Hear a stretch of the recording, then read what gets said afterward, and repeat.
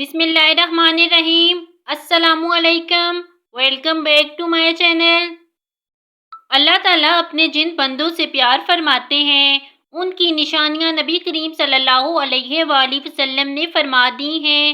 اسی طرح نبی پاک صلی اللہ علیہ وآلہ وسلم نے اللہ تعالیٰ کے ناپسندیدہ بندوں کی علامات بھی ذکر فرما دی ہیں تاکہ انسان اپنے آپ کو ان برے اوصاف سے بچائے۔ حضرت ابو ذر غفاری رضی اللہ تعالیٰ عنہ سے روایت ہے کہ رسول اللہ صلی اللہ علیہ وآلہ وسلم نے فرمایا، تین طرح کے لوگوں سے اللہ تعالیٰ محبت جبکہ باقی تین طرح کے لوگوں سے اللہ تعالیٰ نفرت فرماتے ہیں جن سے اللہ تعالیٰ محبت فرماتے ہیں۔ ان میں سے پہلا شخص یہ ہے جو ایسی قوم میں رہتا ہو جس قوم کے پاس کوئی شخص رشتہ داری کی بنیاد پر نہیں بلکہ محض اللہ کا واسطہ اور قسم دے کر کچھ مانگنے آیا ہو، اور وہ قوم ایسے شخص کو دینے سے انکار کر دے اور یہ شخص علیحدگی میں اس مانگنے والے کی اس طرح مدد کرے کہ اللہ تعالیٰ اور مانگنے والے کے علاوہ کسی کو اس بات کا پتہ نہ چلنے دے۔ دوسرا وہ شخص جو کسی ایسے قافلے میں شریک سفر ہو کہ وہ قافلے والے سفر کی تھکاوٹ کی وجہ سے رات کو سو جائیں اور یہ شخص اللہ کی طرف متوجہ ہو کر آہوزاری اور کلام اللہ کی تلاوت میں مشغول ہو جائے۔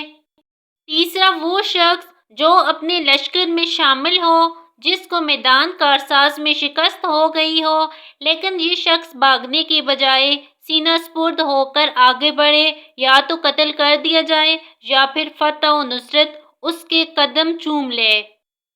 نبی کریم صلی اللہ علیہ وآلہ وسلم نے فرمایا، تین طرح کے لوگوں سے اللہ تعالیٰ نفرت کا معاملہ فرماتے ہیں۔ پہلا وہ شخص جو بوڑھا ہو جائے پھر بھی زنا کرے، دوسرا وہ شخص جو فقیر اور تنگ دست ہو پھر بھی تکبر کرے، اور تیسرا وہ شخص جو مالدار ہو لیکن دوسروں پر ظلم کرے۔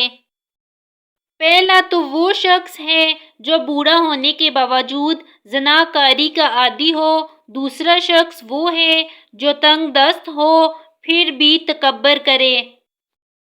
قرآن و سنت میں متکبر شخص کے بارے میں بہت سخت وعیدیں موجود ہیں۔ تکبر کرنا ایسے ہی بہت بڑا گناہ ہے، لیکن ایک ایسا شخص جس کے پاس اسباب تکبر بھی نہیں وہ بھی تکبر کرے تو اللہ رب العزت کی نگاہ میں قابل نفرت بن جاتا ہے۔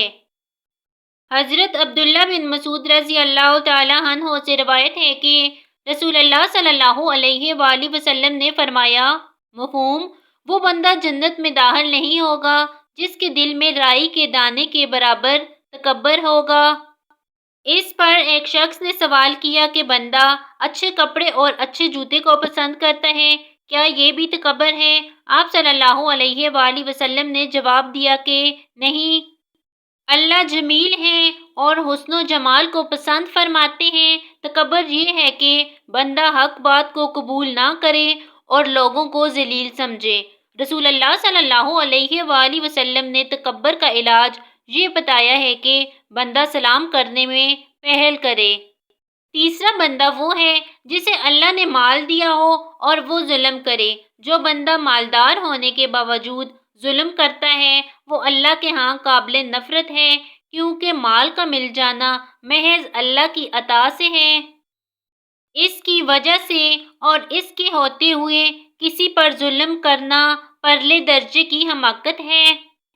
محدثین کرام نے الغنی الظلوم کی تشریح میں یہ بھی فرمایا ہے کہ اس سے مراد وہ شخص ہے جو دولت مند ہونے کے باوجود بھی قرض خواہوں کو قرض کی ادائیگی نہ کرے، یہ بھی ظلم ہے۔